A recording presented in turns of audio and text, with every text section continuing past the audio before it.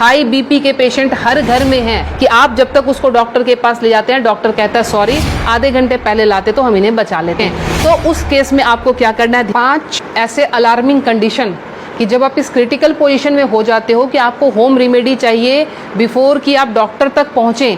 आप कुछ ऐसा उपचार क्या करें जिससे हम पेशेंट को हॉस्पिटल तक बहुत अच्छे से पहुंचा सकें और उसको आगे का जो है प्रोसेस ट्रीटमेंट का दे सकें। हाई बीपी के पेशेंट हर घर में हैं, तो उनके रात के टाइम 12 बजे के बाद और 4 बजे के पहले जो है हार्ट पेशेंट का एक बार स्ट्रोक लेना बहुत ही कॉमन होता है डेली के रूटीन में कि आप जब तक उसको डॉक्टर के पास ले जाते हैं, डॉक्टर कहता है सॉरी, आधे घंटे पहले लाते तो हम इन्हें बचा लेते। तो वो टाइम स्पैम आपको कैसे बढ़ाना है ताकि हम मरीज को ट्रीटमेंट दे सकें। तो उस केस में आपको क्या करना है, ध्यान रखें, ये जो हमारे फिंगर्स के सामने ये नाखून जो मैं पॉइंट कर रही हूँ, इस पॉइंट को आप लोकेट करके ध्यान से देखें, ये हमारे बाइलेटरल है, मतलब दोनों ही हाथों की उंगलियों पे हम इसको इस्तेमाल कर सकते हैं।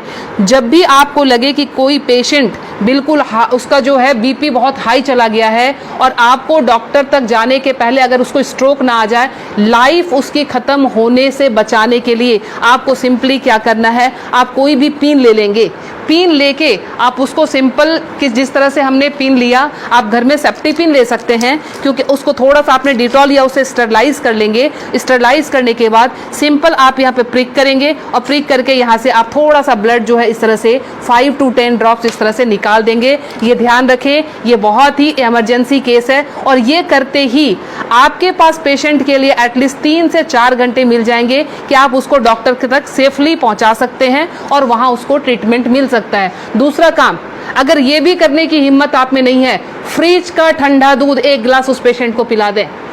ठंडा दूध पिलाते ही आपके पास ड्यूरेशन बढ़ जाएगी, आप 2 घंटे तक हॉस्पिटल के अंदर उनको लेके आप जा सकते हैं। ध्यान रखें। दूसरी हमारी अलार्मिंग कंडीशन जो होती है वो होती है एसिडिटी की।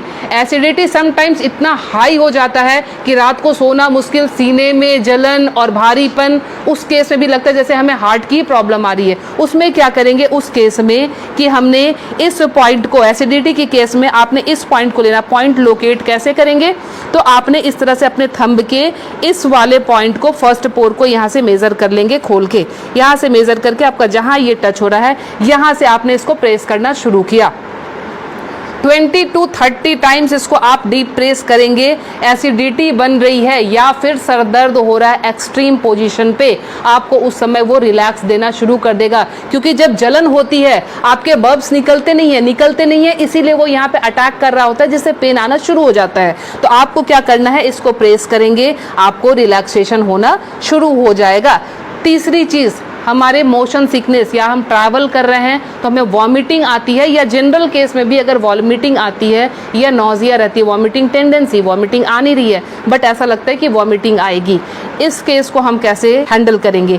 आप अपने ये रिस्ट के क्रीज ले लें, ये रिस्ट के क्रीज आपको दिख रहे हैं, इस क्रीज से, ये जो क्रीज हमारी बनी हुई है, इस क्रीज से अपने ही फिंगर को रखना है, ध्यान रखना है, अपने फिंगर के 2 फिंगर को रखना है। इसके बाद ये पॉइंट जहाँ पे आता है इसको आप लोकेट करेंगे और ध्यान से देखें, यहाँ पे 2 आर्टरी आ रही होती है। आप जब फील करेंगे 2 आर्टरी के बीच में, ये यहाँ पे आपको इस पॉइंट को अब दबाना शुरू कर देना है। अगर आप इसको तेज दबाएंगे, इमीडिएटली आपके वॉमिटिंग टेंडेंसी जो है वो वहीं स्टॉप हो जाएगी और ये आपके मोशन सिकनेस में भी काम करेगा। कहीं आप ट्रैवलिंग में जा रहे हैं तो वहाँ ये काम करेगा।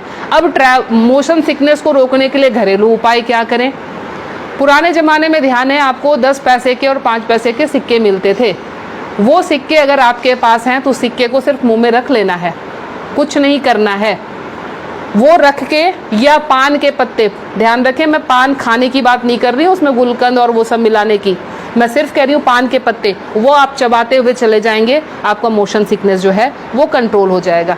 तीसरी चीज़ जो आती है एलर्जिक अस्थमा की, मतलब एक ही आपको स्ट्रोक आया और आपके जो है बिल्कुल सांसें फूलनी शुरू हो गई, सांस नहीं आ रही है, हेवीनेस आ रही है, उस केस में आप क्या करेंगे, अपने नाक को खोलने के लिए ताकि ब्रीदिंग आपकी एकाएक स्टार्ट हो जाए, आप अपने हाथ को लेंगे और इस तरह से नाक को सटाएंगे। नाक की टिप जो है हाथ के जिस पार्ट को टच कर रही है उसको दबाना शुरू करेंगे और ये बहुत पेनफुल होता है, ध्यान रखें। आप अपने आप भी इसको दबा नहीं पाएंगे, बहुत ज़्यादा पेन होता है। हमने पेशेंट को ऐसे किया, ये टिप जहाँ पे आया, और ये 90% पेशेंट को ये पेनफुल वैसे भी होता है। आप उठा लीजिए, अब ये यहाँ पे इनका टच हुआ था, ये जब हम दबाएंगे 90% पेशेंट को वैसे भी, क्योंकि हल्के हल्के एलर्जी की प्रॉब्लम इन दिनों महामारी के बाद लंग्स सबके वीक हुए हैं, तो सबके जो है ये प्रॉब्लम रहती ही रहती है। लास्ट में आपको बता रही हूँ इंसोम्निया के लिए, नींद नहीं आती है उस केस में आप क्या करेंगे। नींद नहीं आने के केस में हमने क्या करना है कि ये हमारा ईयर लोब है, ये पूरा सेक्शन जो है ये ईयर लोब का है।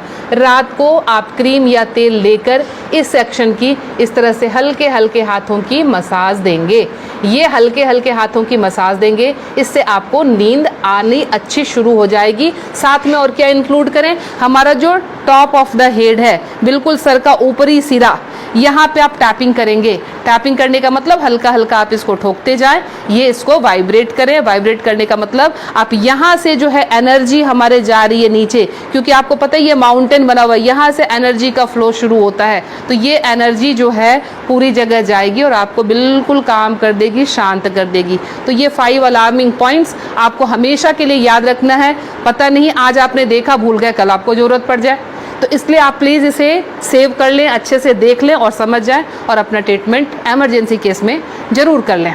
मैं लीना श्री ज्ञान, naturopathy and alternative therapy expert, नई दिल्ली से। मुझसे मिलने के लिए करनाल प्लस से संपर्क करें।